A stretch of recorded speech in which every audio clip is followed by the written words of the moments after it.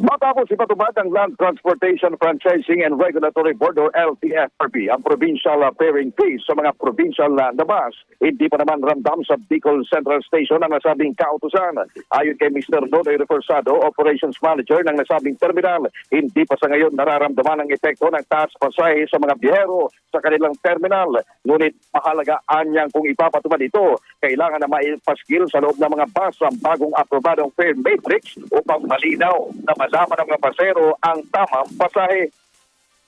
The LTFRB, ano po, kailangan lang kumuha niyan and ni-require sila niyan na i-post iyan, number one, sa kanilang booking office, pangalawa, sa kanilang ano mismo, sa bus mismo. In the case of the Bicol Central Station, dapat yung magpapataas ng mga pamasahe, dapat meron na yan, na nakikita ng public. Usually, yan po yung kumbaga yung protocol.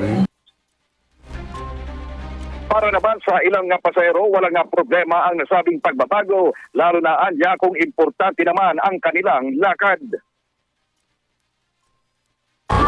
Wala naman po magagawa. Pag importante naman yung lakad, kailangan.